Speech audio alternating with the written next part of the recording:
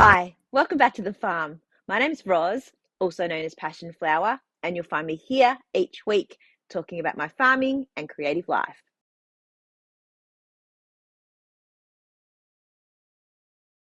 It's a bit of a drizzly, cool day today and quite lovely here on the farm.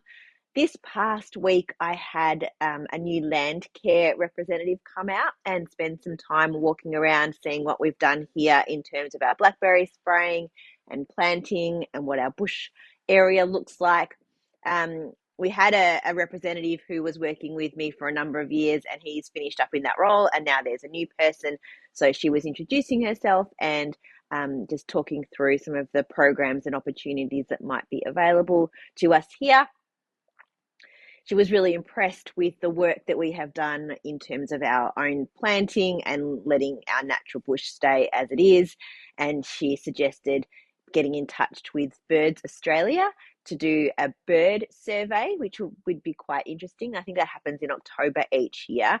They have an app that you can learn about the birds in your area based on previous surveys. It says whether or not those birds are in your area, and you can search by the size of the bird and the color and the kind of shape, and then you can look at the ones that should be around and figure out what it is, which is really cool. So I've started to use that a little bit. I've already been doing a frog survey, taking audio from different parts of the bush.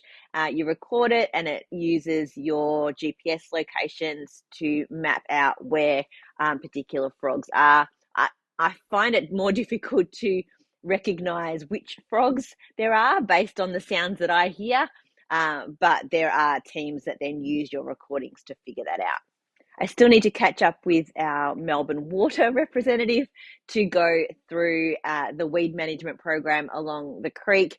They're currently doing an audit of the program, and hopefully we will be eligible for an additional grant to do a bit more work to get rid of some of the weeds that tend to get washed down through our creek. So you can't operate in a capsule and hope that nothing happens. You have to continue to work on improving and cleaning up the messes that birds and water and animals bring through. So there's always something to do. I'm now on school holidays. I'm only taking 1 week off, and I'm glad that I'm going to have this little bit of time. I'll be talking about that a little bit more in business shortly, but I do plan to get out and maybe do some walking. I've been quite inactive for a while, I've realized. Office work is not the best, is it, for keeping yourself fit and healthy, especially when my hobby is to come home and sit and knit. So I need to motivate myself now that the weather's cooled down a little bit and the risk of snakes is reduced. And I'm quite happy to get out when it's misty down, put a big coat or whatever on and go for a walk in my gumboots through the paddock and up into the bush. So I need to start getting into a bit of a routine of doing that again. I did it for quite a while when I was not employed full time, but I just haven't had the energy or the motivation to do it. But I think it's time.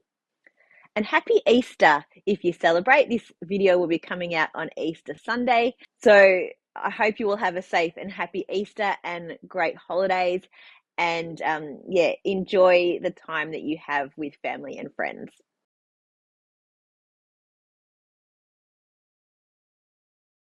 All right, these next couple of weeks are going to be intense in terms of market preparation. I mentioned this last week. I hadn't realized that I actually have markets 3 weekends in a row. So I have Gabby's, the Geelong and Ballerine Yarn Show on the 18th of April, followed by the next weekend, the All About Fibre and Yarn Market in Warragul, followed by the first weekend in May, the Yarra Valley Handicraft and Wool Show, which is in Mooroolbark. So I need a lot of stock.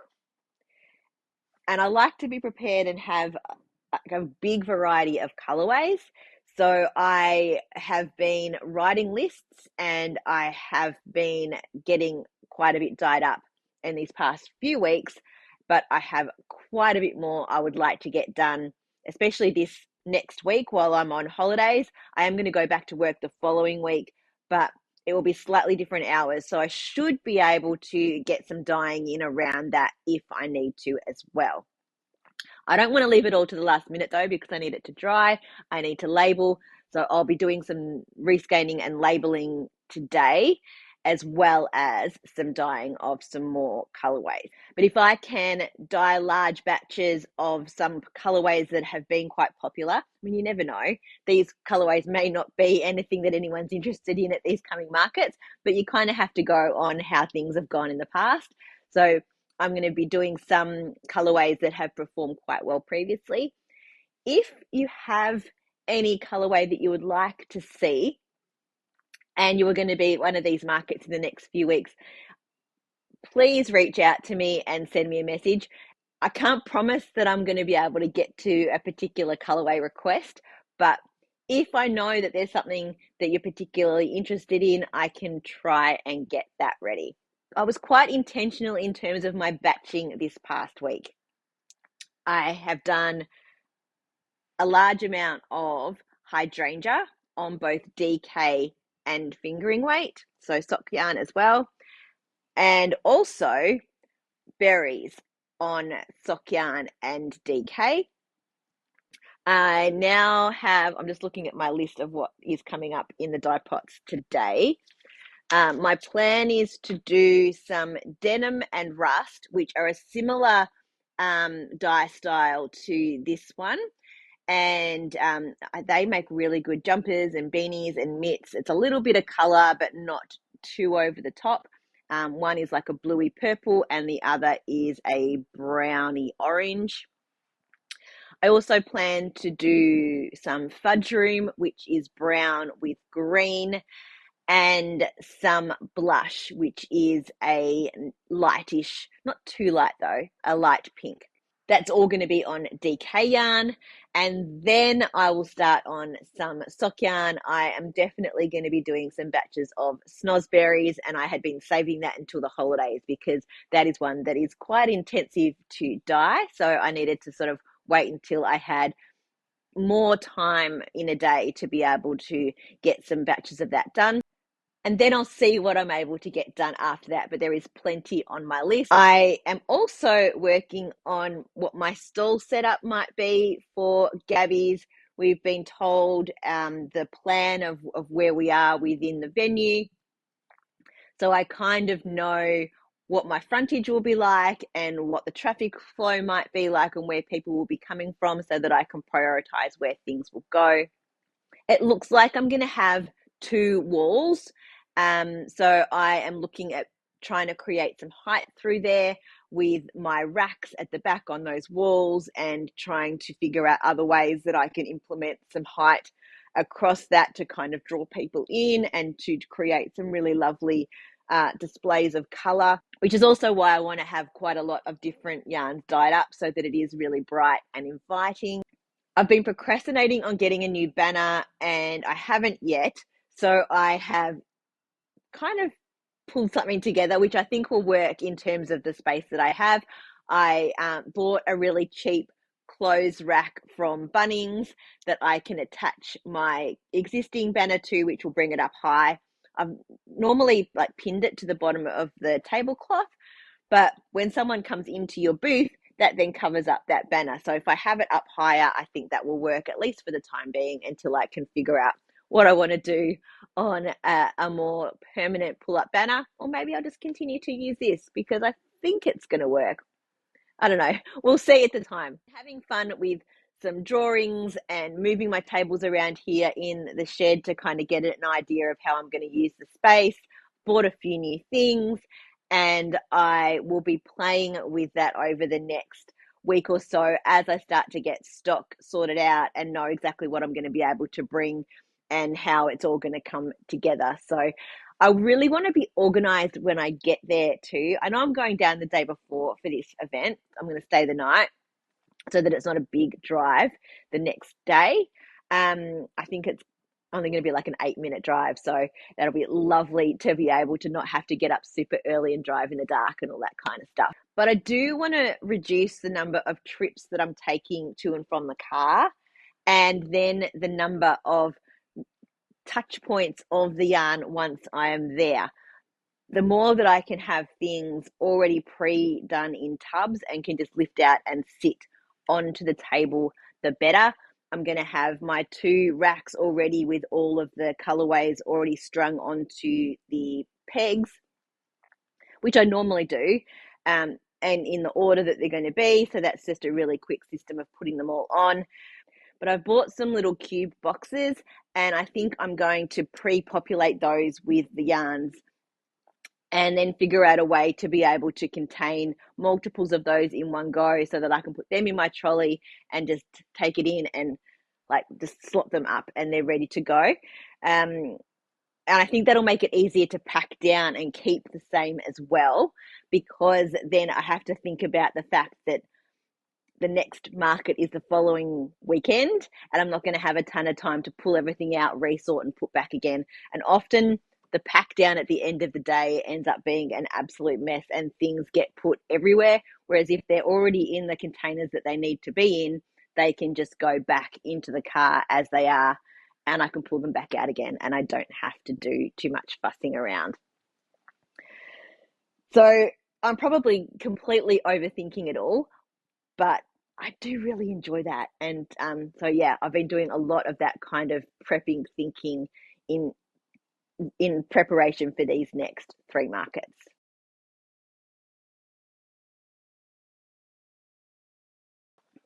First to what I am wearing this week, and it's actually getting a little warm in here, so this is probably going to come off as soon as I've finished recording. I didn't think I'd be warm, but um, I've got all the doors closed at the moment because people are home on the farm today, so I'm trying to keep the noise down.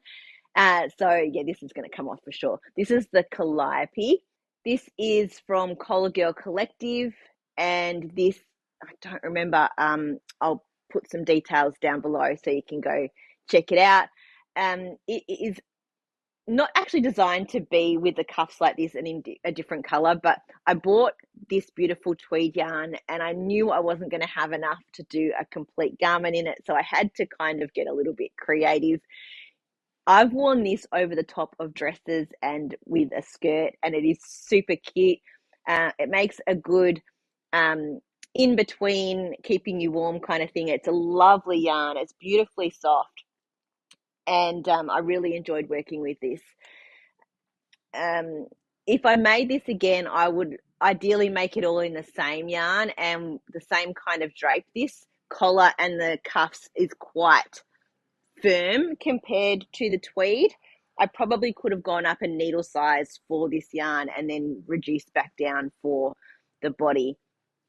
But I think it kind of makes for an interesting look, and I enjoy wearing it. And now to my projects.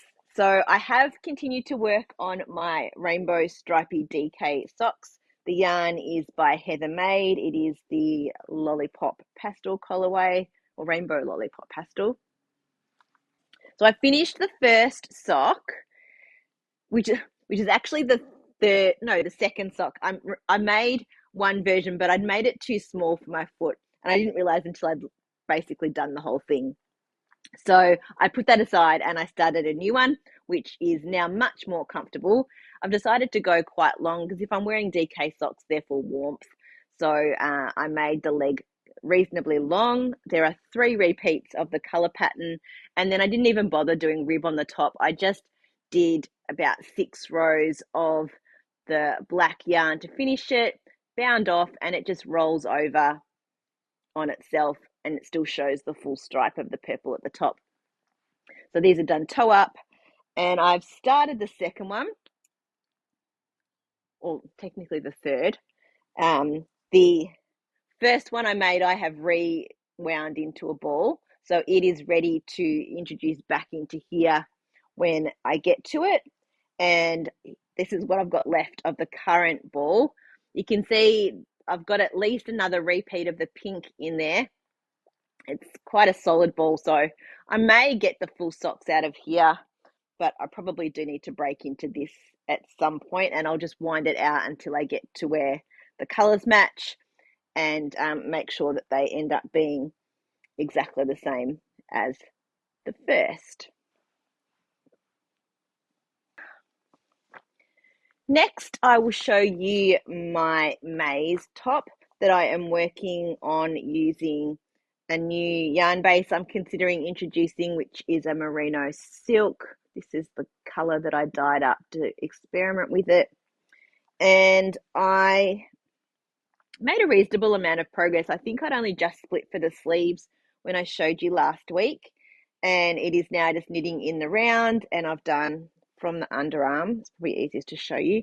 I've done about that much. So the body's still a long way from being finished, and this one actually might end up going on hold for a little while because I've got a new idea that I want to cast on during these holidays so that I have another sample for my market booth. And because this yarn is not in circulation yet in terms of being part of my rotation of yarn, it can go on hold for a little while. But I am enjoying working on it and how the fabric's turning out. My other current project is the EXP by Sana & Co. I'm using the Louie and Lola kit, the Kello kit so this is the Kello colorway and this is bronze, and they are just a really amazing combination. As I've said, I'm really happy that I was able to get a kit of it, and those kits are still available, but I'm not sure that I would have ever put these two colors together, but they are just turning out so fantastically well. Look how much I've done. I'm in a real rhythm with the increases now, and the color is turning out beautifully. I am well into the third repeat of the first lot of increases.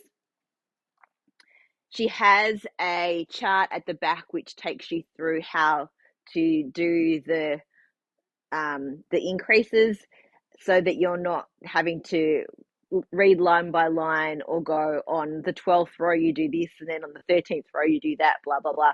Like it literally is just a tick off list, which is fantastic and has made it really easy to keep track of. I'm also able to better read the pattern now and know when I need to do the knit below, no, the purl below and the knit. So I think I'm almost finished with the increases for the arms, and then you're mostly just doing body increases. It's kind of hard to sort of imagine how it's going to sit on the body just yet, and it's a little tight because I've got a lifeline through here. So I think my next job should probably be to attach my what's that? The collar. It's the collar up here. Attach that down so that it looks how it's going to actually look, and then I can relieve some of the pressure off this point here, and I can try it on. It does say that it's going to need to be blocked really severely, so it'll end up sort of being quite wide in its, I keep doing that, quite wide in its patterning. So there is a lot of stretch in this fabric. So once I start to get the body increases in, I think it'll start to come together a little bit more and look a little bit more like the yoke of a top, but it's quite a different design to anything I've ever done before. Really loving it, and it actually is really quite addictive at this point because of those little check boxes to be able to just keep going. And because every second row is just a knit in the round, it has been really easy to do while I've been watching TV.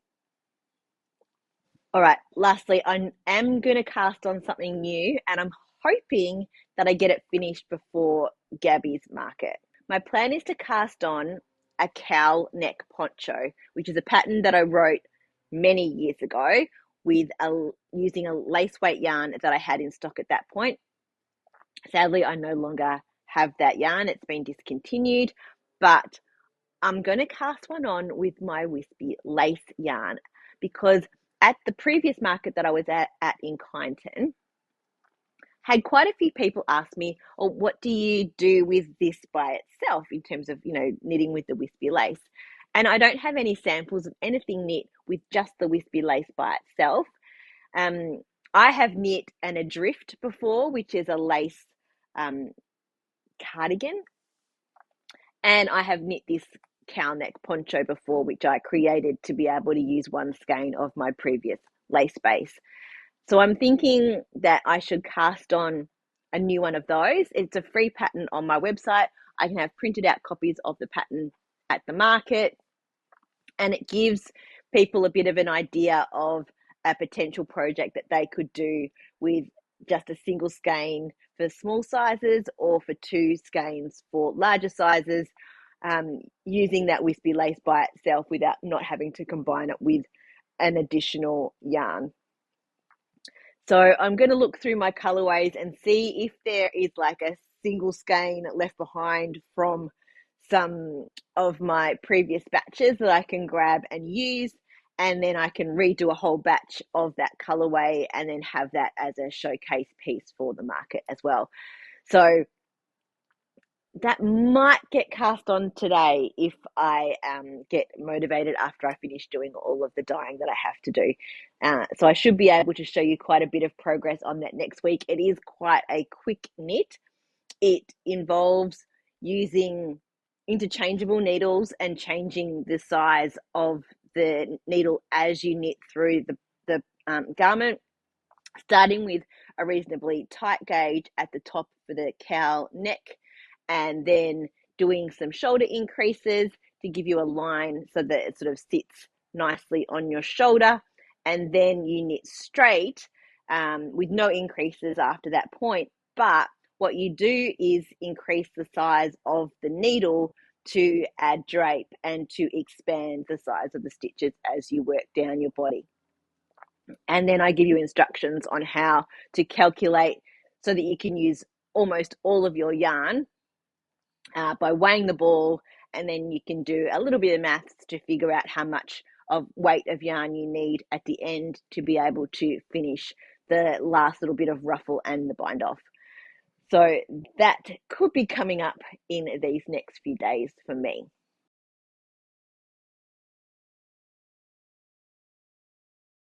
Well, that's it for another week. Thanks for spending some time with me. If you're enjoying these videos, please give me a thumbs up and subscribe to my channel. I look forward to seeing you next week on the farm. Bye.